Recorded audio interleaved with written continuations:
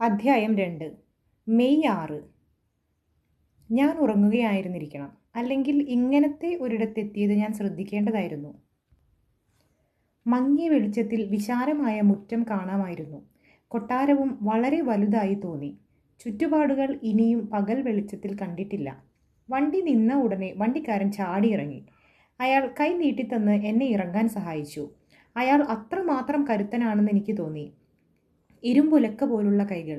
ഒന്ന് പതുക്കെ അമർത്തിയാൽ ആ വിരലുകൾക്കുള്ളിൽ എൻ്റെ കൈ ഞെരിഞ്ഞു പോവുമായിരുന്നു. എൻ്റെ പെട്ടിയും സാമാനങ്ങളും താഴെ ഇറക്കി. ഞങ്ങൾ ഒരു വലിയ കവാടത്തിനടുത്താണ് നിന്നിരുന്നത്. ഇരുമ്പാണികൾ പിടിപ്പിച്ചിട്ടുള്ള വലിയ വാതിൽ, പാറയിൽ കൊത്തിയെടുത്തതുപോലുള്ള കവാടദ്വാരം, കൂറ്റൻ കല്ലുകൾ കൊണ്ടാണ് ഭിത്തി നിർമ്മിച്ചിട്ടുള്ളതെന്ന് ആ മങ്ങിയ വെളിച്ചത്തിലും എനിക്ക് കാണാൻ കഴിഞ്ഞു. എല്ലാം കാലം കൊണ്ട് തുരുമ്പിച്ചു പോയിരിക്കുന്നു. ഞാൻ അമ്പരന്ന് നിൽക്കെ വണ്ടിക്കാരൻ വീണ്ടും വണ്ടിയിൽ ചാടിക്കയറി. കടിഞ്ഞാൻ പിടിച്ചു. കുതിരകൾ ഇളകി പാഞ്ഞു. നിമിഷത്തിനുള്ളിൽ എല്ലാം അപ്രത്യക്ഷമായി. ഞാൻ അവിടെ തന്നെ നിശബ്ദനായി നിന്നു. എന്താണ് ചെയ്യേണ്ടതെന്ന് എനിക്കറിയുമായിരുന്നില്ല. മുട്ടി വിളിക്കാനോ മണിയടിച്ച് കേൾപ്പിക്കാനോ അവിടെ ഒരു ഏർപ്പാടും കണ്ടില്ല. ആ കനത്ത ഭിത്തിക്കുള്ളിലേക്ക്, ആ ഇരുണ്ട വാതായനങ്ങളിലൂടെ എൻ്റെ ഒച്ചയുണ്ടോ കടന്നു ചെല്ലുന്നു. എൻ്റെ കാത്തുനിൽപ്പിന് അവസാനമില്ലാത്തതായി തോന്നി. സംശയങ്ങൾ എന്നെ പിടികൂടി. ഞാൻ ഭയചകിതനായി പോയി. എന്തൊരു തരം സ്ഥലത്താണ് ഞാൻ എത്തിപ്പെട്ടിരിക്കുന്നത്? എന്തൊരു തരം മനുഷ്യർ! ഇതെന്തൊരു സാധനം! ഒരു ലണ്ടൻ എസ്റ്റേറ്റ് ഒരു വിദേശിക്ക് വിൽപ്പിക്കാൻ വേണ്ടി പോയ ഒരു ജൂനിയർ വക്കീലിന് ഇത്രയും വലിയ അമ്പരപ്പുണ്ടാക്കുകയോ? ജൂനിയർ വക്കീൽ ഗുമസ്തൻ. മീന അതാണ് കേൾക്കേണ്ടത്. തികഞ്ഞ വക്കീലായാലോ? ലണ്ടനിൽ നിന്ന് പുറപ്പെടുമ്പോൾ തന്നെ ഞാൻ പരീക്ഷയിൽ ജയിച്ചെന്നറിഞ്ഞു. ഇപ്പോൾ ഞാനും ഒരു വക്കീൽ തന്നെ. ഞാൻ ഉണർന്നിരിക്കുകയാണോ? കണ്ണുകൾ തുടച്ചു നോക്കി. ദേഹത്തിൽ പിച്ചി നോക്കി. എല്ലാം ഒരു ഭയങ്കരമായ പേടിസ്വപ്നം പോലെ. ഞാൻ പെട്ടെന്ന് ഞെട്ടി ഉണർന്നെങ്കിൽ എന്ന് ആഗ്രഹിച്ചു. അവിടെ എൻ്റെ വീട്ടിൽ പ്രഭാതരശ്മികൾ മുറിയിലേക്ക് തള്ളിക്കയറി വരുന്നുണ്ടായിരിക്കും. രാത്രി വളരെ വൈകും വരെ ജോലി ചെയ്ത് തളർന്ന് ഉറങ്ങി ഉണരുന്ന പ്രഭാതങ്ങളെക്കുറിച്ച് ഞാൻ ഓർത്തുപോയി. എന്തായാലും എൻ്റെ പിച്ചൽ ഫലിച്ചു. ശരീരം വേദനിക്കുന്നുണ്ട്. എൻ്റെ കണ്ണുകളെ വിശ്വസിക്കാം. ഞാൻ ഉണർന്നിരിക്കുകയാണ്. കാർപ്പാത്യൻ മലനിരകളുടെ ഇടയ്ക്ക് ഒരിടത്താണ് ഞാനിപ്പോൾ. ഇവിടെ ഒന്നേ ചെയ്യാനുള്ളൂ: ക്ഷമ പാലിക്കുക. പുലരുന്നതുവരെ കാത്തിരിക്കുക. ഞാൻ ഇങ്ങനെ തീരുമാനിച്ചപ്പോഴേക്കും ആ വലിയ കവാടത്തിനപ്പുറത്ത് നിന്ന് ഭൂമി കുലുങ്ങുന്ന പാദപതന ശബ്ദം കേട്ടു. അടുത്തടുത്ത് വരുന്ന ഒരു വിളക്കിൻ്റെ നേരിയ പ്രകാശം. തുടർന്ന് ചങ്ങലകൾ കിലുങ്ങുന്നതിൻ്റെയും കനത്ത കമ്പികൾ വലിച്ചൂരുന്നതിൻ്റെയും ശബ്ദം. തുരുമ്പ് പിടിച്ച പൂട്ടിനുള്ളിൽ താക്കോൽ തിരിയുന്നതിൻ്റെ ഗർഗരധ്വനി. ആ വലിയ വാതിൽ തുറന്നു. മുമ്പിൽ കിളരം കൂടിയൊരു വൃദ്ധൻ. വൃത്തിയായി ക്ഷൗരം ചെയ്തിരിക്കുന്നു. വെളുത്ത് നീണ്ട മേൽമീശ മാത്രമുണ്ട്. നഖശിഖാന്തം കറുത്ത വസ്ത്രം കൊണ്ട് മൂടിയിരിക്കുന്നു. കയ്യിലൊരു വെള്ളി വിളക്ക്. അതിന് ചിമ്മിനിയൊന്നുമില്ല. തുറന്ന വാതിലിലൂടെ മങ്ങിയ നിഴൽ നീണ്ടു കിടന്നു. വൃദ്ധൻ തൻ്റെ വലതുകൈ വീശി എന്നെ അകത്തേക്ക് സ്വാഗതം ചെയ്തു. ശുദ്ധമായ ഇംഗ്ലീഷിൽ പറഞ്ഞു: എൻ്റെ വീട്ടിലേക്ക് സ്വാഗതം. കടന്നുവരൂ. അയാൾ എന്നെ സ്വീകരിക്കാനായി പുറത്തേക്ക് ഇറങ്ങി വന്നില്ല. ഒരു പ്രതിമ കണക്കെ അകത്ത് തന്നെ നിന്നു. ഞാൻ ഉമ്മറപ്പടി കടന്ന് അകത്തേക്ക് കാൽ വെച്ച ഉടനെ അയാൾ മുന്നോട്ട് വന്ന് കൈ നീട്ടി. എന്തൊരു ബലമാണ് ആ കൈകൾക്ക്! ഞാൻ ഞരങ്ങിപ്പോയി. ആ കൈ മഞ്ഞുപോലെ തണുത്തിരുന്നു. ഒരു ശവത്തിൻ്റെ കൈ പോലെ. അയാൾ തുടർന്നു: വരൂ, അകത്തേക്ക് വരൂ. അയാൾ കൈ പിടിച്ചു കുലുക്കിയപ്പോൾ എനിക്ക് വല്ലാതെ നൊന്തു. ഈ കരുത്ത് ഞാൻ ആ വണ്ടിക്കാരൻ്റെ കൈകളിലും കണ്ടതാണ്. പക്ഷേ ഞാൻ അയാളുടെ മുഖം ഒരിക്കലും നന്നായി കണ്ടിട്ടില്ല. എനിക്ക് സംശയമായി. എൻ്റെ മുമ്പിൽ നിൽക്കുന്നത് അതേ മനുഷ്യനാണോ? ഞാൻ ചോദിച്ചു: ഡ്രാക്കുള പ്രഭു എവിടെ? സവിനയം തലകുനിച്ചുകൊണ്ട് അയാൾ പ്രതിവചിച്ചു: ഞാനാണ് ഡ്രാക്കുള. ഹാർക്കർ, ഞാൻ നിങ്ങളെ എൻ്റെ വീട്ടിലേക്ക് സ്വാഗതം ചെയ്യുന്നു. രാത്രി നല്ല തണുപ്പുണ്ട്. നിങ്ങൾക്ക് ഭക്ഷണവും വിശ്രമവും ആവശ്യമായിരിക്കും. അങ്ങനെ പറഞ്ഞുകൊണ്ട് അയാൾ കയ്യിലുണ്ടായിരുന്ന വിളക്ക് ചുമരിലെ വളയത്തിൽ തൂക്കി. പുറത്തേക്കിറങ്ങി എൻ്റെ സാമാനങ്ങൾ എടുത്തു. എനിക്ക് തടുക്കാൻ കഴിയുന്നതിന് മുമ്പ് തന്നെ അദ്ദേഹം അതെടുത്ത് നടന്നു കഴിഞ്ഞു. വേണ്ട സാർ, നിങ്ങൾ എൻ്റെ അതിഥിയാണ്. നേരം വളരെ വൈകി. എൻ്റെ വേലക്കാരും ഇവിടെയില്ല. ഞാൻ തന്നെ നിങ്ങളുടെ സൗകര്യങ്ങളൊക്കെ നോക്കാം. ആദ്യം ഒരു നീണ്ട ഇടനാഴിയാണ്. പിന്നെ ഒരു കോടി. വീണ്ടും ഒരു വലിയ ഇടനാഴി. ഞങ്ങളുടെ പാദപതനത്തിൻ്റെ ഒച്ച അവിടെ മുഴങ്ങി. ഒടുവിൽ അദ്ദേഹം ഒരു വലിയ വാതിൽ വലിച്ചു തുറന്നു. ഞാൻ അമ്പരന്നുപോയി. ആ മുറി പ്രകാശമാനമായി. മേശപ്പുറത്ത് അത്താഴം ഒരുക്കി വെച്ചിരിക്കുന്നു. അപ്പുറത്തെ വലിയ നെരിപ്പോടിൽ വലിയ വിറകുമുട്ടികൾ. അവ നീറിയെരിയുകയാണ്. പ്രഭു നിന്നു. എൻ്റെ സാമാനങ്ങൾ നിലത്ത് വെച്ച ശേഷം അദ്ദേഹം വാതിലടച്ചു. നേരെ പോയി മറുവശത്തെ വാതിൽ വലിച്ചു തുറന്നു. അതൊരു ചെറിയ മുറിയാണ്. അവിടെ ഒരു വിളക്കേയുള്ളൂ. മുറിക്ക് ഒരൊറ്റ ജനൽ പോലുമില്ലെന്ന് തോന്നി. അതിലൂടെ നടന്ന് അയാൾ മറ്റൊരു വാതിൽ തുറന്നു. എന്നോട് അങ്ങോട്ട് ചെല്ലാൻ ആംഗ്യം കാണിച്ചു. നല്ല വെളിച്ചമുള്ള ഒരു കിടപ്പുമുറി. അവിടെയും നെരിപ്പോടിൽ തീയുണ്ട്. പ്രഭു എൻ്റെ സാമാനങ്ങളൊക്കെ കൊണ്ടുവന്ന് പുറത്തു കടന്നു. വാതിലടയ്ക്കുന്നതിന് മുമ്പ് അദ്ദേഹം പറഞ്ഞു, യാത്ര ചെയ്തു വന്നതല്ലേ, കാലും മുഖവുമൊക്കെ കഴുകണമെങ്കിലാവാം. എല്ലാം അവിടെയുണ്ട്. തയ്യാറായാൽ അടുത്ത മുറിയിലേക്ക് വരൂ. അവിടെ അത്താഴം ശരിപ്പെടുത്തി വെച്ചിട്ടുണ്ട്. മുറിയിൽ നല്ല വെളിച്ചമുണ്ട്. അന്തരീക്ഷം ഊഷ്മളവുമാണ്. പ്രഭു വളരെ സൗഹാർദ്ദത്തോടെ പെരുമാറുന്നു. എൻ്റെ എല്ലാ ഭയവും സംശയങ്ങളും ദൂരീകരിക്കപ്പെട്ടു. ഞാനൊരു നിശ്വാസം ഇട്ടു. എനിക്ക് ആകപ്പാടെ സമാധാനമായിരിക്കുന്നു. അപ്പോൾ ഞാൻ കണ്ടുപിടിച്ചു, എനിക്ക് വല്ലാതെ വിശക്കുന്നുണ്ട്. ബദ്ധപ്പെട്ട് കാലും മുഖവും കഴുകി ഞാൻ അടുത്ത മുറിയിലേക്ക് ചെന്നു. അത്താഴം വിളമ്പിക്കഴിഞ്ഞിരുന്നു. എൻ്റെ ആതിഥേയൻ നെരിപ്പോടിനരികെ തിണ്ണയിലേക്ക് അല്പം കുനിഞ്ഞു നിൽക്കുകയായിരുന്നു. അദ്ദേഹം ഉദാരമായി കൈവീശിക്കൊണ്ട് എന്നെ മേശയ്ക്കരികിലേക്ക് ക്ഷണിച്ചു. വന്നിരുന്ന് ഭക്ഷണം കഴിക്കൂ. ഞാനും ഒപ്പം ഇരിക്കാത്തതിൽ ക്ഷമിക്കണം. ഞാൻ സാധാരണയായി അത്താഴം കഴിക്കാറില്ല. ഹോക്കിൻസ് എൻ്റെ കയ്യിൽ ഏൽപ്പിച്ചിരുന്ന സീല് വെച്ച കത്ത് ഞാൻ എടുത്തു. അദ്ദേഹം അത് പൊട്ടിച്ചു വായിച്ചു. എന്നിട്ട് മധുരമായി മന്ദഹസിച്ചുകൊണ്ട് അതെൻ്റെ കയ്യിൽ തന്നു. അതിലെ ഒരു ഭാഗം എന്നെ സന്തോഷപുളകിതനാക്കി. ക്ഷമിക്കണം, എനിക്ക് തീരെ സുഖമില്ല. കുറച്ച് ദിവസത്തേക്ക് കൂടി എനിക്ക് തീരെ യാത്ര ചെയ്യാൻ പറ്റുമെന്ന് തോന്നുന്നില്ല. പക്ഷേ തികച്ചും പ്രാപ്തനായ വേറൊരാളെ അയക്കാൻ കഴിഞ്ഞതിൽ ഞാൻ സന്തോഷിക്കുന്നു. ഞാൻ പരിപൂർണമായും വിശ്വസിക്കുന്ന ഒരാളാണത്. പ്രസരിപ്പുള്ള ഒരു യുവാവ്, സത്യസന്ധനുമാണ്. അയാൾ നിങ്ങളുടെ ആവശ്യങ്ങളൊക്കെ നിർവഹിക്കും. നിങ്ങളുടെ നിർദ്ദേശങ്ങൾ അനുസരിക്കുകയും ചെയ്യും. പ്രഭു തന്നെ മുന്നോട്ട് വന്ന് ഒരു പിഞ്ഞാണത്തിൻ്റെ മൂടി തുറന്നു. പൊരിച്ച കോഴിയായിരുന്നു അതിൽ. കുറച്ച് പാൽക്കട്ടിയും ചേർത്ത് ഞാനത് കഴിച്ചു. 2 ഗ്ലാസ് ടേക്കയും കുടിച്ചു. ഞാൻ ഭക്ഷണം കഴിച്ചുകൊണ്ടിരുന്നപ്പോൾ പ്രഭു എൻ്റെ യാത്രയെപ്പറ്റി കുറേയധികം കാര്യങ്ങൾ ചോദിച്ചു. അല്പാൽപമായി ഞാൻ എൻ്റെ അനുഭവങ്ങളെല്ലാം പറഞ്ഞു കേൾപ്പിച്ചു. അപ്പോഴേക്കും എൻ്റെ ഭക്ഷണം കഴിഞ്ഞു. പ്രഭു ആവശ്യപ്പെട്ടതിനനുസരിച്ച് ഞാനൊരു കസേര വലിച്ച് നെരിപ്പോടിനരികിലേക്കിട്ടു. അതിലിരുന്ന് ഞാനൊരു സിഗരറ്റ് കൊളുത്തി. പ്രഭുവാണ് എനിക്ക് സിഗരറ്റ് തന്നത്. പക്ഷേ അതേസമയം തന്നെ താൻ സിഗരറ്റ് വലിക്കാറില്ലെന്നും അദ്ദേഹം പറഞ്ഞു. ഇപ്പോൾ എനിക്ക് പ്രഭുവിനെ നല്ല പോലെ ഒന്ന് നോക്കിക്കാണാനുള്ള അവസരം കിട്ടി.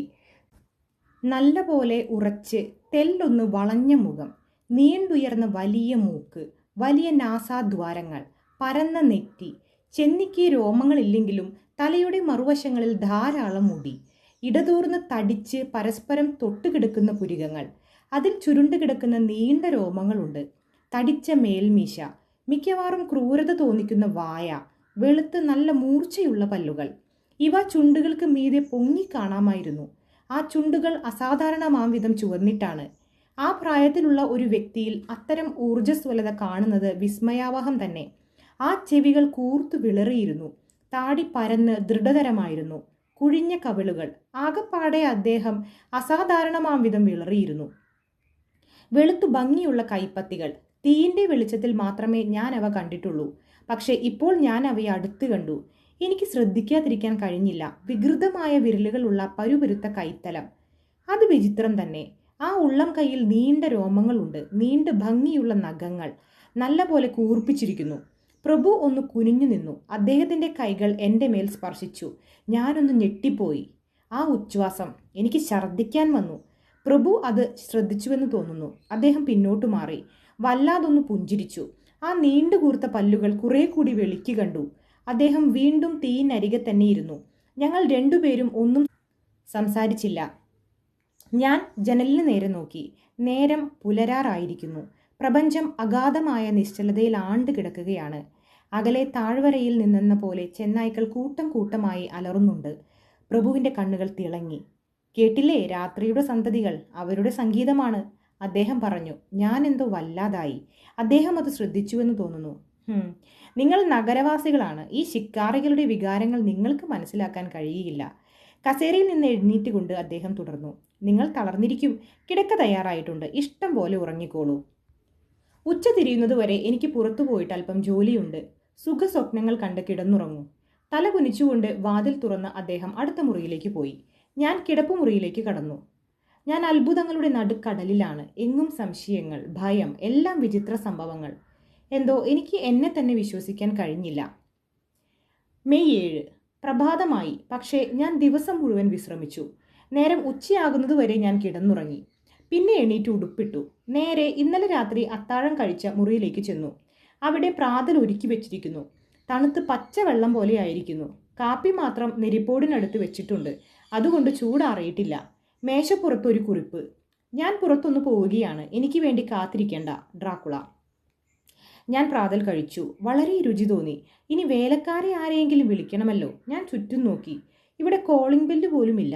മുറിയൊക്കെ സമ്പന്നമായ വിധത്തിൽ സംവിധാനം ചെയ്തിട്ടുണ്ട്. എന്നിട്ടും അത്യാവശ്യമായ പലതുമില്ല. മേശപ്പുറത്തുള്ള പാത്രങ്ങളൊക്കെ വളരെ കൗതുകമുള്ളവയാണ്. ഒക്കെ സ്വർണം കൊണ്ടുണ്ടാക്കിയവ. കസേരയിലും സോഫയിലുമുള്ള കുഷ്യന്റെ തുണി, കട്ടിലിലെ വിരിപ്പുകൾ എല്ലാം ഏറ്റവും വിലപിടിച്ചവയാണ്. നല്ല ഭംഗിയുള്ളവയും. കണ്ടാൽ യുഗങ്ങളുടെ പഴക്കം തോന്നുമെങ്കിലും എല്ലാം വളരെ ഭംഗിയായി വെച്ചിട്ടുണ്ട്. പക്ഷേ മുറിയിലെങ്ങും ഒരു കണ്ണാടിയുടെ കഷ്ണം പോലുമില്ല. ഒരൊറ്റ വേലക്കാരനെ പോലും ഇതുവരെയും കണ്ടില്ല. ഒരു ശബ്ദം പോലും കേൾക്കാനില്ല. ചെന്നായ്ക്കളുടെ അലർച്ച മാത്രമുണ്ട്. നേരം ഏതാണ്ട് 6 മണിയായി കാണും. എനിക്കെന്തെങ്കിലും വായിച്ചാൽ കൊള്ളാമെന്ന് തോന്നി. കോട്ടയൊക്കെ ഒന്ന് നടന്ന് കണ്ടാൽ കൊള്ളാമെന്നുണ്ട്. പക്ഷേ പ്രഭുവിന്റെ സമ്മതമില്ലാതെ പോകുന്നത് ശരിയല്ലല്ലോ. മുറിയിലെങ്ങും ഒരു പുസ്തകമോ ന്യൂസ് പേപ്പറോ ഇല്ല. എഴുത്ത് സാമഗ്രികൾ പോലുമില്ല. ഞാൻ മറ്റൊരു മുറിയിലേക്ക് കടന്നു. അവിടെ ഒരു ഗ്രന്ഥശേഖരമുണ്ട്. അപ്പുറത്തേക്കുള്ള വാതിൽ തുറക്കാൻ ശ്രമിച്ചു നോക്കി. പക്ഷെ അത് പൂട്ടിയിരുന്നു. ഒരു വലിയ ഗ്രന്ഥശേഖരം. എല്ലാം നല്ല ഇംഗ്ലീഷ് പുസ്തകങ്ങൾ, ബൈൻഡ് ചെയ്ത് വെച്ച മാസികകൾ. നടുവിലുള്ള മേശപ്പുറത്ത് ചില ന്യൂസ് പേപ്പറുകളുണ്ട്. പക്ഷെ എല്ലാം എത്രയോ പഴയതാണ്. ചരിത്രം, രാഷ്ട്രീയം, ധനശാസ്ത്രം, സസ്യശാസ്ത്രം, അങ്ങനെ എല്ലാ തരത്തിലുള്ള പുസ്തകങ്ങളും ഉണ്ടിവിടെ. കൂട്ടത്തിൽ ലണ്ടൻ നഗരത്തിന്റെ ഓരോ ചെറിയ കോണുകളെ പറ്റിപ്പോലും വിശദമായി പ്രതിപാദിക്കുന്ന ഗ്രന്ഥങ്ങളും പടങ്ങളും കണ്ടു. അവിടുത്തെ നിയമജ്ഞന്മാരുടെ ലിസ്റ്റ് പോലും ഉണ്ടായിരുന്നു. ഞാൻ പുസ്തകങ്ങൾ നോക്കിക്കൊണ്ടിരിക്കുകയായിരുന്നു. വാതിൽ തുറന്ന് പ്രഭു കടന്നു വന്നു. അദ്ദേഹം എന്നെ ഹാർദമായി അഭിവാദനം ചെയ്തു. ഉറക്കം സുഖമായില്ലേ? അദ്ദേഹം തുടർന്നു. നിങ്ങൾ ഈ മുറിയിലേക്ക് എത്തിയല്ലോ, നന്നായി. അദ്ദേഹം ഒരു പുസ്തകം കയ്യിലെടുത്തു. ഇവ എൻ്റെ ഉത്തമ സുഹൃത്തുക്കളാണ്. ചില കൊല്ലങ്ങൾക്ക് മുമ്പാണ് എനിക്ക് ലണ്ടനിലേക്ക് പോകണമെന്ന ആഗ്രഹം ജനിച്ചത്. അതിനുശേഷം ഈ പുസ്തകങ്ങൾ കൂടുതൽ രസകരങ്ങളായി തോന്നി. ഇവയിലൂടെയാണ് ഞാൻ ഇംഗ്ലണ്ടിനെ പറ്റി പഠിച്ചത്. അവൾ ഒരു സുന്ദരി തന്നെയാണ്. ജനത്തിരക്കുള്ള ആ തെരുവുകളിലൂടെ അലഞ്ഞു നടക്കാൻ എനിക്ക് കൊതി തോന്നുന്നു. അവിടുത്തെ ജീവിതം, മരണം, പരിവർത്തനങ്ങൾ എല്ലാറ്റിലും പങ്കുകൊള്ളാൻ ഞാൻ ആഗ്രഹിക്കുകയാണ്. പക്ഷേ എനിക്ക് നിങ്ങളുടെ ഭാഷ പുസ്തകങ്ങളിൽ നിന്ന് പഠിച്ചതു മാത്രമേ അറിയൂ. ഞാൻ സംസാരിക്കുന്നത് ശരിയാവുന്നുണ്ടോ? ഉവല്ലോ, താങ്കൾ ഇംഗ്ലീഷ് വളരെ ഭംഗിയായി സംസാരിക്കുന്നു. അദ്ദേഹം ഗൗരവത്തിൽ തലകുനിച്ചു. സുഹൃത്തെ, നന്ദി. നിങ്ങൾ എന്നെ അതിര് കവിഞ്ഞ് പുകഴ്ത്തുന്നു. എങ്കിലും കുറച്ചൊക്കെ അറിയാമെന്നാണ് എനിക്കും തോന്നുന്നത്. വാക്കുകളും വ്യാകരണങ്ങളും ഒക്കെ കുറേശ്ശെ അറിയാം. പക്ഷേ സംസാരിക്കാൻ അറിഞ്ഞുകൂടാ. താങ്കൾ അസലായി സംസാരിക്കുന്നുണ്ട്, ഞാൻ പറഞ്ഞു. അങ്ങനെയാണല്ലേ? അദ്ദേഹം പ്രതിവചിച്ചു. ഞാൻ ലണ്ടനിൽ ഇറങ്ങി നടക്കുകയാണെങ്കിൽ ഒരപരിചിതനാണെന്ന് ഒരുപക്ഷെ ആരും മനസ്സിലാക്കുകയില്ലായിരിക്കും. പക്ഷെ അതുകൊണ്ടായില്ല. ഇവിടെ ഞാനൊരു പ്രഭുവാണ്. സാധാരണക്കാരെന്നെ അറിയും. ഞാൻ അവരുടെ യജമാനനുമാണ്. പക്ഷേ അപരിചിതമായ സ്ഥലത്ത് ഒരപരിചിതനൊന്നുമല്ല. ആരും അവനെ അറിയുകയില്ല. ആരും അറിയില്ലെങ്കിൽ പിന്നെ ഒന്നും ശ്രദ്ധിക്കാനില്ല. മറ്റുള്ളവരെ പോലെ തന്നെയായാൽ ഞാൻ സംതൃപ്തനാണ്. എന്നാൽ ആരും എന്നെ കണ്ടാൽ തുറച്ചു നോക്കി നിൽക്കുകയില്ല. എൻ്റെ ശബ്ദം കേട്ടാൽ ആരും ഇതാ ഒരപരിചിതൻ എന്ന് വിളിച്ചു പോവുകയില്ല. ഇതുവരെയും ഞാൻ യജമാനനായിരുന്നു, ഇനിയും ആയിരിക്കുകയും ചെയ്യും. അല്ലെങ്കിൽ എനിക്ക് മറ്റൊരു യജമാനൻ ഉണ്ടാവാനെങ്കിലും പാടില്ല. നിങ്ങൾ ഇങ്ങോട്ട് വന്നിട്ടുള്ളത് എൻ്റെ സുഹൃത്ത് ഹോക്കിൻസിന്റെ ഏജന്റ് എന്ന നിലയ്ക്കോ ലണ്ടനിലുള്ള എൻ്റെ പുതിയ എസ്റ്റേറ്റിനെ പറ്റി സംസാരിക്കാനോ മാത്രമല്ല. നിങ്ങൾ കുറച്ച് ദിവസം ഇവിടെ എൻ്റെ കൂടെ താമസിക്കണം. നമ്മുടെ സംഭാഷണത്തിൽ നിന്ന് ഇംഗ്ലീഷിന്റെ ഉച്ചാരണ രീതിയൊക്കെ എനിക്ക് മനസ്സിലാക്കാമല്ലോ. പക്ഷേ ഇന്നെനിക്ക് നേരത്തെ തിരിച്ചു വരാൻ പറ്റിയില്ല. ഒരുപാട് കാര്യങ്ങൾ ചെയ്തു തീർക്കാനുണ്ടായിരുന്നു. ക്ഷമിക്കുമല്ലോ. എനിക്ക് യാതൊരു വിഷമവുമില്ലെന്ന് ഞാൻ പറഞ്ഞു. പിന്നെ വേണമെങ്കിൽ എനിക്ക് കൊട്ടാരത്തിന്റെ മറ്റു വശങ്ങളിലൊക്കെ പോയി നോക്കാമല്ലോ, ഞാൻ തുടർന്നു ചോദിച്ചു. ഓ തീർച്ചയായും, അദ്ദേഹം തുടർന്നു. ഈ കോട്ടയിൽ എവിടെ വേണമെങ്കിലും പോകാം. പക്ഷേ പൂട്ടിയിട്ട മുറികളിൽ കടക്കരുത്. അവിടേക്ക് പോകാൻ നിങ്ങൾ ആഗ്രഹിക്കുകയുമില്ലെന്ന് കരുതുന്നു. അതിന് മതിയായ കാരണങ്ങളുണ്ട്. നിങ്ങൾ എൻ്റെ കാഴ്ചപ്പാടിലൂടെ നോക്കുകയാണെങ്കിലേ അതൊക്കെ മനസ്സിലാക്കാൻ കഴിയൂ. ഞാൻ അതിനോട് പരിപൂർണമായും യോജിച്ചു. അദ്ദേഹം തുടർന്നു. നാം ട്രാൻസിൽവാനിയയിലാണ്, ലണ്ടനിലല്ല. നമ്മുടെ ജീവിത രീതി വ്യത്യസ്തമാണ്. നിങ്ങൾക്കൊക്കെ വിചിത്രമായി തോന്നാം. നിങ്ങൾ തന്നെ ഇങ്ങോട്ട് വരുമ്പോഴത്തെ ചില അനുഭവങ്ങൾ വിവരിച്ചുവല്ലോ. അപ്പോൾ ഏതാണ്ട് എങ്ങനെയുണ്ടെന്ന് നിങ്ങൾ ഇതിനകം മനസ്സിലാക്കിയിട്ടുണ്ട്. സംഭാഷണം അങ്ങനെ നീണ്ടുപോയി. അദ്ദേഹം സംസാരിക്കാൻ ഇഷ്ടപ്പെടുന്നത് പോലെ തോന്നി. ഞാൻ വളരെ കാര്യങ്ങളെപ്പറ്റി അദ്ദേഹത്തോട് ചോദിച്ചു. ചിലപ്പോൾ അദ്ദേഹം വിഷയം മാറ്റിക്കളയും, ചിലപ്പോൾ മനസ്സിലായില്ലെന്ന് നടിക്കും. എങ്കിലും പൊതുവിൽ കുറെ സംസാരിച്ചു. സമയം നീങ്ങിയപ്പോൾ എനിക്ക് കുറച്ച് ധൈര്യം വന്നു. അപ്പോൾ തലേ രാത്രിയിലെ ചില വിചിത്ര സംഭവങ്ങളെക്കുറിച്ച് ഞാൻ അദ്ദേഹത്തോട് ചോദിച്ചു. എന്തിനാണ് ആ വണ്ടിക്കാരൻ നീല വെളിച്ചം കണ്ടിടത്തൊക്കെ പോയത്? അദ്ദേഹം വിവരിച്ചു തന്നു. ചില പ്രത്യേക രാത്രികളിൽ എല്ലാ പ്രേത പിശാചുക്കളും ചങ്ങലയൂരി നടക്കും. അന്ന് ചിലയിടങ്ങളിൽ നീല വെളിച്ചം കാണും. അവിടങ്ങളിൽ നിധിയുണ്ടാകും. കുഴിച്ചിട്ടിരിക്കുകയാണ്. അദ്ദേഹം തുടർന്നു. ഇന്നലെ നിങ്ങൾ പോന്ന സ്ഥലത്തും ഉണ്ടാവും, സംശയമില്ല. സാക്സൺകാരും തുർക്കികളും തമ്മിൽ നൂറ്റാണ്ടുകളോളം യുദ്ധം നടന്നിട്ടുള്ളത് ആ സ്ഥലത്തിന് വേണ്ടിയാണ്. നിനക്കുരുതി കൊണ്ട് തർപ്പണം ചെയ്യപ്പെടാത്ത ഒരു ഇഞ്ച് സ്ഥലം പോലും ഉണ്ടാവില്ല ഇവിടെ. ദേശാഭിമാനികളുടെയും അക്രമികളുടെയും ചുടുരക്തം. പക്ഷേ ഞാൻ ചോദിച്ചു, ഇത്രയും വ്യക്തമായ സൂചനകൾ ഉള്ളപ്പോൾ ഇതുവരെയും ആൾക്കാർ അത് കുഴിച്ചെടുക്കാതിരിക്കുമോ? പ്രഭു പുഞ്ചിരിച്ചു. ഇപ്പോഴും പൂച്ചയുടേതുപോലെ വെളുത്ത് വളഞ്ഞ പല്ലുകൾ ഞാൻ നന്നായി കണ്ടു. ഈ ഗ്രാമീണർ സ്വാർത്ഥികളും വിഡ്ഢികളുമാണ്. ആ നീല ജ്വാലകൾ ഒരൊറ്റ രാത്രിയേ പ്രത്യക്ഷപ്പെടൂ. ആ രാത്രി ഇവിടുത്തുകാരും തന്നെ ഒരുവിധം നിവൃത്തിയുണ്ടെങ്കിൽ പുറത്തിറങ്ങുകയുമില്ല. പിന്നെ അഥവാ ഇറങ്ങിയാലും എന്ത് ചെയ്യണമെന്ന് അവൻ അറിയുകയുമില്ല. നോക്കൂ, ഇന്നലെ ആ വണ്ടിക്കാരൻ ചാടി ഇറങ്ങിപ്പോയി അടയാളപ്പെടുത്തി വന്നില്ലേ? പക്ഷേ ഇനി പകൽ വെളിച്ചത്തിൽ അവിടെ ചെന്നാൽ താൻ എവിടെയാണ് അടയാളപ്പെടുത്തിയതെന്ന് അവന് തന്നെ അറിയില്ല. ഞാൻ ഉറപ്പിച്ചു പറയാം, നിങ്ങൾക്ക് പോലും ആ സ്ഥലം ഇനി കണ്ടുപിടിക്കാൻ കഴിയുകയില്ല. അത് ശരിയാണ്, ഞാൻ പറഞ്ഞു, എനിക്കറിഞ്ഞുകൂടാ. ഞങ്ങൾ വേറൊരു വിഷയത്തിലേക്ക് കടന്നു.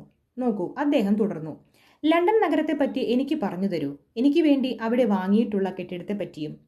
ബന്ധപ്പെട്ട കടലാസുകൾ എടുക്കാനായി ഞാൻ എൻ്റെ മുറിയിലേക്ക് പോയി. ഞാൻ അതെല്ലാം എടുത്ത് ശരിയാക്കി വെക്കുകയായിരുന്നു. അപ്പോൾ അടുത്ത മുറിയിൽ നിന്ന് ചൈന പിഞ്ഞാണങ്ങളും വെള്ളിക്കപ്പുകളും തമ്മിൽ കൂട്ടിമുട്ടുന്ന ശബ്ദം കേട്ടു. ഞാൻ അതിലൂടെ തിരികെ നടന്നു പോന്നപ്പോഴേക്കും തീന്മേശയെല്ലാം വൃത്തിയായി കഴിഞ്ഞിരുന്നു. വിളക്ക് കത്തിച്ചിട്ടുണ്ട്. നേരം ഇരുട്ടിക്കഴിഞ്ഞു. സ്വീകരണ മുറിയിലും വായനാമുറിയിലും എല്ലാം വിളക്കെരിയുന്നു. ഞാൻ തിരികെ വന്നപ്പോൾ പ്രഭു ഒരു സോഫയിൽ കിടന്ന് വായിക്കുകയായിരുന്നു. മേശപ്പുറത്ത് നിന്ന് മറ്റു കടലാസുകളൊക്കെ എടുത്തു മാറ്റി ഞങ്ങൾ രണ്ടുപേരും കൂടി പ്രമാണങ്ങളും ഭൂപടങ്ങളും ആധാരങ്ങളും നോക്കാൻ തുടങ്ങി. അദ്ദേഹത്തിന് എല്ലാ കാര്യങ്ങളിലും താല്പര്യമുണ്ടെന്ന് തോന്നി. കെട്ടിടത്തെപ്പറ്റിയും അതിൻ്റെ പരിസരത്തെപ്പറ്റിയും അദ്ദേഹം വളരെ ചോദ്യങ്ങൾ ചോദിച്ചു. പുസ്തകങ്ങളിൽ നിന്ന് മനസ്സിലാക്കാൻ കഴിയുന്നിടത്തോളം കാര്യങ്ങൾ അദ്ദേഹം നേരത്തെ തന്നെ മനസ്സിലാക്കി കഴിഞ്ഞിരുന്നു. എന്നേക്കാൾ കൂടുതൽ സംഗതികൾ അദ്ദേഹത്തിന് അറിയാമെന്ന് തോന്നി. ഇതിനെപ്പറ്റി ഞാൻ സൂചിപ്പിച്ചപ്പോൾ അദ്ദേഹം പറഞ്ഞു, ശരിയാണ് സുഹൃത്തെ, പക്ഷേ ഞാൻ മനസ്സിലാക്കി വെക്കേണ്ടത് ഒരാവശ്യമല്ലേ? അവിടേക്ക് ചെല്ലുമ്പോൾ ഞാൻ ഏകനായിരിക്കും. മിസ്റ്റർ ജൊനാഥൻ ഹാർക്കർ അവിടെ എത്തുമ്പോൾ എൻ്റെ തെറ്റുകൾ തിരുത്താൻ താങ്കൾ ഒരുമിച്ചുണ്ടാവുകയില്ല. താങ്കൾ നാഴികകൾക്കപ്പുറത്തായിരിക്കും. ലണ്ടനിലെ ആ കെട്ടിടം വാങ്ങുന്നതിനെ പറ്റിയുള്ള എല്ലാ കാര്യങ്ങളും ഞങ്ങൾ പൂർണ്ണമായും സംസാരിച്ചു. ആവശ്യമായ കടലാസുകളിലൊക്കെ അദ്ദേഹത്തിൻ്റെ ഒപ്പുവാങ്ങി. ഹോക്കിൻസിന് അയക്കാനായി കത്തെഴുതി തയ്യാറാക്കി. ഇത്രയും ഉചിതമായ ഒരു സ്ഥലം താങ്കൾ എങ്ങനെയാണ് തിരഞ്ഞെടുത്തത്? അദ്ദേഹം അത്ഭുതത്തോട് ചോദിച്ചു. ഞാൻ ആ സ്ഥലം കണ്ടെത്തിയപ്പോൾ കുറിച്ചിട്ടിരുന്ന ഒരു കുറിപ്പ് അദ്ദേഹത്തിന് വായിച്ചു കൊടുത്തു. ഞാൻ തിരഞ്ഞു നടക്കുന്ന സ്ഥലം ഇതാ. പർഫ്ലീറ്റിൽ ഒരു കുറുക്കു റോഡിൻ്റെ വക്കത്ത് വിൽപ്പനയ്ക്ക് എന്ന് പൊട്ടിപ്പൊളിഞ്ഞ ഒരു പരസ്യപ്പലകയും വെച്ചിരിക്കുന്നു. ചുറ്റും കരിങ്കല്ലുകൾ കൊണ്ടുണ്ടാക്കിയ പഴയ മാതൃകയിലുള്ള വലിയ മതിലുമുണ്ട്. അടുത്ത കാലത്തൊന്നും ചില്ലറ കേടുപാടുകൾ തീർത്തിട്ട് പോലുമില്ല. ഓക്കുമരത്തിൽ ഇരുമ്പ് കമ്പികൾ ഇറക്കി നിർമ്മിച്ചിട്ടുള്ള ആ വലിയ പടിവാതിൽ പൂട്ടിയിരിക്കുകയാണ്. ഒക്കെ ചിതൽ പിടിച്ചു കഴിഞ്ഞിരിക്കുന്നു. കാർഫാക്സ് എന്നാണ് എസ്റ്റേറ്റിനു പേർ. ആകപ്പാടെ ഏതാണ്ട് 20 ഏക്കർ ഉണ്ടാകും. വളപ്പിൽ വളരെ വൃക്ഷങ്ങളുണ്ട്. അതുകൊണ്ട് നല്ല കുളിർമ തോന്നും. ഒരു വശത്ത് ആഴമുള്ള ഒരു കുളമുണ്ട്. നല്ല തെളിവെള്ളം. അത് കവിഞ്ഞൊഴുകി ഒരു വലിയ തോടുണ്ടായിരിക്കുന്നു. കെട്ടിടം വളരെ വലിയതാണ്. ഒരു വശം കട്ടിക്കരിങ്കല്ലുകൊണ്ടാണ്. വളരെ ഉയരത്തിലായി 1-2 ജനലുകളേയുള്ളൂ. അതും കൂറ്റൻ ഇരുമ്പ് കമ്പികളിട്ട് കെട്ടിയിരിക്കുന്നു. തൊട്ടരികിൽ തന്നെ പഴയ ഒരു പള്ളിയുണ്ട്. എനിക്ക് അകത്ത് കടന്ന് നോക്കാൻ കഴിഞ്ഞില്ല. കയ്യിൽ താക്കോലുണ്ടായിരുന്നില്ല. പക്ഷേ ഞാനതിൻ്റെ കുറേ പടങ്ങൾ എടുത്തു. പരിസരങ്ങളിൽ ചുരുക്കം വീടുകളേയുള്ളൂ. അവയിലൊന്ന് പുതുക്കി പണിതതാണ്. സാമാന്യം വലുതും. ഒരു ഭ്രാന്താലയമാണത്രേ. ഏതായാലും വളപ്പിനുള്ളിൽ നിന്ന് നോക്കിയാൽ അത് കാണുകയില്ല. വായിക്കുന്നത് നിർത്തിയപ്പോൾ അദ്ദേഹം പറഞ്ഞു, വീട് വളരെ വലുതും പഴയതുമാണല്ലോ. എനിക്കിഷ്ടപ്പെട്ടു. ഞാനൊരു പഴഞ്ചനാണ്. പുതിയ വീട്ടിൽ താമസിക്കുന്നത് എന്നെ കൊല്ലുന്നതിന് സമമാണ്. പിന്നെ തൊട്ടു തന്നെ പള്ളിയുമുണ്ടല്ലോ. ഞങ്ങളെപ്പോലുള്ള ട്രാൻസിൽവാനിയക്കാരായ പ്രഭുക്കൾ തങ്ങളുടെ മൃതദേഹം സാധാരണക്കാരുടെ ഇടയിൽ അടക്കം ചെയ്യപ്പെടുവാൻ ഇഷ്ടപ്പെടുന്നില്ല. പാട്ടും കൂത്തും ആഹ്ലാദത്തിമർപ്പും ഒന്നും എനിക്ക് പിടിക്കില്ല. അതൊക്കെ യുവാക്കൾക്ക് ചേർന്നതാണ്. എൻ്റെ ആ കാലമൊക്കെ കഴിഞ്ഞുപോയി. കൊല്ലങ്ങളോളമായി മരിച്ചു പോയവരെക്കുറിച്ച് നൊന്തുവരുന്ന എൻ്റെ ഹൃദയത്തിൽ ആഹ്ലാദം കതിരിടുകയുമില്ല. എല്ലാറ്റിനും പുറമെ എൻ്റെ കോട്ടയുടെ ചുമരുകളൊക്കെ ഇടിഞ്ഞു കഴിഞ്ഞു. ആ പിളർപ്പിലൂടെ കാറ്റിൻ്റെ തണുത്തുറഞ്ഞ ശ്വാസഗതി ഇഴഞ്ഞെത്താറുണ്ട്. മുറ്റത്താകെ കരിനിഴലുകളാണ്. നിഴലും തണലും എനിക്ക് പ്രിയപ്പെട്ടവയാണ്. എന്തെങ്കിലും ചിന്തിച്ചുകൊണ്ട് തനിയെ ഇരിക്കുന്നതാണ് എനിക്കിഷ്ടം. എനിക്ക് അദ്ദേഹത്തിൻ്റെ വാക്കുകളും പ്രകൃതിയും തമ്മിൽ ഒരു പൊരുത്തമില്ലായ്മ തോന്നി. ആ മുഖവും ചിരിയും ഒക്കെ തന്നെ വല്ലാത്ത ലക്ഷണക്കേടായാണ് എനിക്ക് തോന്നിയത്. കടലാസുകളൊക്കെ എടുത്തു വെക്കാൻ ആവശ്യപ്പെട്ട് എന്തോ കാരണം പറഞ്ഞ് അദ്ദേഹം എണീറ്റുപോയി. ഞാൻ ചുറ്റുമുള്ള പുസ്തകങ്ങൾ മറച്ചു നോക്കിക്കൊണ്ടിരുന്നു. ഇംഗ്ലണ്ടിൻ്റെ ഒരു ഭൂപടം കണ്ടു. അത് വളരെയധികം പ്രാവശ്യം തിരിച്ചും മറിച്ചും ഉപയോഗിച്ച പോലെ തോന്നി. അതിൽ ചിലയിടത്ത് ചില ചുവപ്പ് വട്ടങ്ങൾ ഇട്ടിരുന്നു. ഞാൻ സൂക്ഷിച്ചു നോക്കി. ഒന്ന് ലണ്ടൻ നഗരത്തിൻ്റെ തൊട്ട് കിഴക്ക് വശത്തായിരുന്നു. ശരിക്കും അദ്ദേഹത്തിൻ്റെ പുതിയ എസ്റ്റേറ്റിൻ്റെ സ്ഥാനത്ത് തന്നെ. മറ്റ് രണ്ടെണ്ണം യോർക്ക്ഷയർ തീരത്താണ്, എക്സെറ്ററിലും വൈറ്റ് ബീയിലും. പ്രഭു തിരികെ വന്നപ്പോൾ 1 മണിക്കൂറോളമായിരുന്നു. ഹോ, അദ്ദേഹം പറഞ്ഞു. ഇപ്പോഴും പുസ്തകം നോക്കിയിരിക്കുകയാണോ? കൊള്ളാം. പക്ഷേ നിങ്ങൾ എപ്പോഴും ഇങ്ങനെ പ്രവൃത്തിയെടുക്കരുത്. വരൂ, ഭക്ഷണം തയ്യാറായിരിക്കുന്നു. അദ്ദേഹം എൻ്റെ കൈ പിടിച്ചുകൊണ്ട് അടുത്ത മുറിയിലേക്ക് പോയി. അവിടെ മേശപ്പുറത്ത് ഭക്ഷണം ഒരുക്കി വെച്ചിരുന്നു. പ്രഭു ഇത്തവണയും ഒഴിവുകഴിവ് പറഞ്ഞു. പുറത്തുപോയ സമയത്ത് ഭക്ഷണം കഴിച്ചുവത്രേ. അദ്ദേഹം സംസാരിച്ചുകൊണ്ട് അരികെയിരുന്നു. ഭക്ഷണം കഴിഞ്ഞെഴുന്നേറ്റ് ഞാനൊരു സിഗരറ്റ് കൊളുത്തി. ഇന്നലത്തെ പോലെ തന്നെ പ്രഭു മണിക്കൂറുകളോളം ഓരോന്ന് സംസാരിച്ചു കൊണ്ടിരുന്നു. നേരം വളരെയായെന്ന് എനിക്ക് തോന്നി. പക്ഷേ ഞാൻ അതിനെപ്പറ്റി ഒന്നും പറഞ്ഞില്ല. ആതിഥേയനെ അനാദരിക്കാൻ വയ്യല്ലോ. എനിക്ക് ഉറക്കം വരുന്നില്ലായിരുന്നു. ഇന്നലെ വളരെയധികം നേരം ഉറങ്ങിയതുകൊണ്ടാവാം. എങ്കിലും ഒരു കുളിർ അനുഭവപ്പെടുന്നുണ്ട്. നേരം പുലരാറായെന്ന പോലെ. മരണം പ്രിയപ്പെട്ടവരെ ഉഷസന്ധ്യയ്ക്കാണത്രേ സമീപിക്കാറ്. എന്തോ പറഞ്ഞു കേട്ടതാണ്. പെട്ടെന്ന് കോഴി കൂവുന്നത് കേൾക്കായി. ഡ്രാക്കുള പ്രഭു ചാടി എണീറ്റ് പറഞ്ഞു, ഹോ, നേരം പുലർന്നു. ഞാൻ താങ്കളെ ഇത്രയും നേരം പിടിച്ചിരുത്തി കളഞ്ഞു. ഇംഗ്ലണ്ട് എനിക്ക് വളരെയധികം പ്രിയപ്പെട്ട നാടാണ്. പക്ഷേ താങ്കൾ അതിനെപ്പറ്റി ഇത്രയും രസകരമായി സംസാരിക്കരുത്. അല്ലെങ്കിൽ സമയം പോകുന്നത് ഞാൻ അറിയില്ല. എന്നോട് വിട ചോദിച്ചുകൊണ്ട് അദ്ദേഹം വേഗത്തിൽ പുറത്തിറങ്ങിപ്പോയി. ഞാൻ എൻ്റെ മുറിയിലേക്ക് പോയി. ജനലിലെ തിരശീല വലിച്ചു താഴ്ത്തി. പുറത്തേക്ക് നോക്കിയാൽ അധികമൊന്നും കാണാനുണ്ടായിരുന്നില്ല. ജനലിന് താഴെ മുറ്റമാണ്. ആകാശം വിളറിയിരുന്നു. ഞാൻ തിരശീല കുറെ കൂടി വലിച്ചു താഴ്ത്തി. മെയ് 8. ഇതെഴുതുമ്പോൾ ഞാൻ കൂടുതൽ വിമ്മിട്ടം അനുഭവിക്കുകയാണ്. എന്തായാലും തുടക്കം മുതൽക്കേ എല്ലാം വിസ്തരിച്ചെഴുതി പോന്നതിൽ ഞാൻ ആഹ്ലാദിക്കുകയാണ്. ഇവിടെ അസ്വാസ്ഥ്യകരമായ എന്തെല്ലാമോ ഉണ്ട്. ഇവിടെ നിന്ന് രക്ഷപ്പെട്ട് കിട്ടിയെങ്കിൽ, അഥവാ ഒരിക്കലും ഇവിടെ വരാതിരുന്നെങ്കിൽ എന്ന് ഞാൻ ആശിക്കുകയാണ്. ഈ അന്ധകാരം മുറ്റിയ അന്തരീക്ഷത്തിലെ ജീവിതം അതെനിക്ക് സഹിക്കാൻ കഴിയുന്നില്ല. ആരോടെങ്കിലും സംസാരിക്കാൻ കഴിഞ്ഞിരുന്നെങ്കിൽ ഞാൻ ഇതിലപ്പുറം സഹിക്കാമായിരുന്നു. പക്ഷേ ഒറ്റ ആളില്ല ഇവിടെ. ആ പ്രഭു മാത്രമുണ്ട് എന്തെങ്കിലും പറയാൻ. ഓ, അദ്ദേഹം എന്തൊരു ജാതി മനുഷ്യൻ. ഈ ലോകത്തിൽ ഞാൻ ഒറ്റയ്ക്കാണെന്ന് തോന്നിപ്പോകുന്നു. എല്ലാം വിസ്തരിച്ച് തന്നെ പറയാം. വസ്തുതകളൊന്നും വിട്ടുകളയുന്നില്ല. ഈ എഴുത്ത് പരിപാടി കുറച്ചെങ്കിലും ഒരു ആശ്വാസം തരുന്നുണ്ട്. അതും ഇല്ലായിരുന്നെങ്കിൽ എൻ്റെ ഭാവന കാട് കയറി പോകുമായിരുന്നു. എൻ്റെ ഇപ്പോഴത്തെ സ്ഥിതി ഞാൻ പറയാം. അഥവാ എനിക്ക് തോന്നുന്ന കാര്യങ്ങൾ ഇവിടെ കുറിക്കാം. കിടന്നിട്ട് വളരെ കുറച്ചേ ഞാൻ ഉറങ്ങിയുള്ളൂ. ഇനി ഉറങ്ങാനേ പറ്റില്ലെന്നായപ്പോൾ ഞാൻ എഴുന്നേറ്റു. എൻ്റെ കണ്ണാടി ഞാൻ ഭിത്തിയിന്മേൽ തൂക്കിയിരുന്നു. ഞാൻ അതിൻ്റെ മുമ്പിൽ ചെന്ന് നിന്ന് ക്ഷൗരം ചെയ്യാൻ പുറപ്പെടുകയായിരുന്നു. പെട്ടെന്ന് എൻ്റെ ചുമലിൽ ഒരു ഭാരമേറിയ കരം വന്നു പതിച്ചു. ഗുഡ് മോർണിംഗ്, പ്രഭുവിൻ്റെ ശബ്ദം ഇരമ്പിക്കേട്ടു. ഞാൻ ഞെട്ടിത്തെറിച്ചുപോയി. എന്ത്? അദ്ദേഹം എൻ്റെ പിന്നിൽ വന്ന് നിന്നിട്ടും അദ്ദേഹത്തിൻ്റെ ഛായ കണ്ണാടിയിൽ കണ്ടില്ല. എൻ്റെ പിന്നിലെ മുറി മുഴുവനും ആ കണ്ണാടിയിൽ കാണാനുണ്ട്. ഞാൻ ഞെട്ടിപ്പോയി. അതിനിടയ്ക്ക് താടി മുറിഞ്ഞു. പക്ഷേ അപ്പോൾ അതൊന്നും അറിഞ്ഞിരുന്നില്ല. പ്രഭുവിനെ പ്രതിബന്ധനം ചെയ്ത ശേഷം ഞാൻ വീണ്ടും കണ്ണാടിക്ക് നേരെ തിരിഞ്ഞു. അല്ല, എനിക്ക് തെറ്റുപറ്റിയതല്ല. പ്രഭു എൻ്റെ പിന്നിൽ എന്നെ തൊട്ടുരുമി നിൽക്കുന്നുണ്ട്. പക്ഷെ കണ്ണാടിയിൽ അദ്ദേഹത്തിൻ്റെ ഛായ പതിയുന്നില്ല. പിന്നിലെ മുറി മുഴുവൻ കാണാം. പക്ഷെ ഛായ കാണുന്നത് എൻ്റേത് മാത്രം. ഇത് യഥാർത്ഥത്തിൽ വിഭ്രാന്തിജനകമാണ്. പോരെങ്കിൽ പ്രഭുവിനെ കണ്ടാൽ എപ്പോഴും എനിക്കൊരു പരിഭ്രമമാണ് അനുഭവപ്പെടാറ്. ഇതും കൂടിയായപ്പോൾ എല്ലാം തികഞ്ഞു. പക്ഷേ മുറിഞ്ഞ് ചോര പൊടിഞ്ഞിരിക്കുന്നു. ക്ഷൗരക്കത്തി താഴെ വെച്ച് ഞാൻ 4 വാർഡും നോക്കി. ഒരു പ്ലാസ്റ്ററിൻ്റെ കഷ്ണം കിട്ടിയെങ്കിൽ എന്ന് ഞാൻ വിചാരിച്ചു. ഞാൻ തിരിഞ്ഞപ്പോൾ പ്രഭു എൻ്റെ മുഖം കണ്ടു. പെട്ടെന്ന് പൈശാചികമായ ഒരു അത്യാസക്തി അദ്ദേഹത്തിൻ്റെ മുഖത്ത് സ്ഫുരിച്ചത് ഞാൻ കണ്ടു. അദ്ദേഹം എൻ്റെ തൊണ്ടയ്ക്ക് കടന്നു പിടിച്ചു. ഞാൻ കുതറി പിൻവാങ്ങി. അദ്ദേഹത്തിൻ്റെ കൈ എൻ്റെ കഴുത്തിലെ കുരിശുമാലയിലാണ് കൊണ്ടത്. നിമിഷം കൊണ്ട് അദ്ദേഹത്തിൻ്റെ മുഖത്ത് നിന്ന് ആ പൈശാചിക ഭാവം മാഞ്ഞുപോയി. നിങ്ങൾ ശ്രദ്ധിച്ചോളണം, പ്രഭു പറഞ്ഞു. മുഖം ഇങ്ങനെ കുത്തി മുറിക്കരുത്. ഈ നാട്ടിൽ അത് നിങ്ങൾ കരുതുന്നതിനേക്കാൾ കൂടുതൽ വലിയ അപകടമുണ്ടാക്കും. അനന്തരം അദ്ദേഹം എൻ്റെ കണ്ണാടി കയ്യിലെടുത്ത് തുടർന്നു. ഇതാണ് ഈ അപകടമൊക്കെ ഉണ്ടാക്കിയത്. മനുഷ്യന് തന്നെ നോക്കി അഹങ്കരിക്കാനുള്ളൊരു സാധനം. അത് പോയി തുലയട്ടെ. തൻ്റെ ബലിഷ്ഠമായ കരം കൊണ്ട് അദ്ദേഹം ജനവാതിൽ തള്ളി തുറന്ന് കണ്ണാടി ഊക്കിലൊരേറ് കൊടുത്തു. മുറ്റത്ത് വിരിക്കല്ലിൽ അത് ചെന്ന് വീണ് 1000 ശകലങ്ങളായി പൊട്ടിച്ചിതറി. പിന്നീട് ഒരക്ഷരം പറയാതെ അദ്ദേഹം സ്ഥലം വിട്ടു. ഇത് എന്നെ ഏറ്റവും അലോസരപ്പെടുത്തി കളഞ്ഞു. ഞാനിനി എങ്ങനെ ക്ഷൗരം ചെയ്യും? എൻ്റെ വാച്ചിൻ്റെ ചില്ലിൽ നോക്കിയോ? അതോ ക്ഷൗരത്തിന് കൊണ്ടുവന്ന വെള്ളത്തിൽ നോക്കിയോ? എന്തുമാവട്ടെ. ഭക്ഷണമുറിയിൽ ചെന്നപ്പോൾ പ്രാതൽ തയ്യാർ. പ്രഭുവിനെ കണ്ടില്ല. ഞാൻ ഒറ്റയ്ക്കിരുന്ന് പ്രാതൽ കഴിച്ചു. പ്രഭു തിന്നുകയോ കുടിക്കുകയോ ചെയ്യുന്നത് ഞാൻ ഇതുവരെ കണ്ടിട്ടില്ലെന്നത് വിചിത്രമല്ലേ? അദ്ദേഹം ഒരു അസാധാരണ മട്ടുകാരനായിരുന്നിരിക്കണം.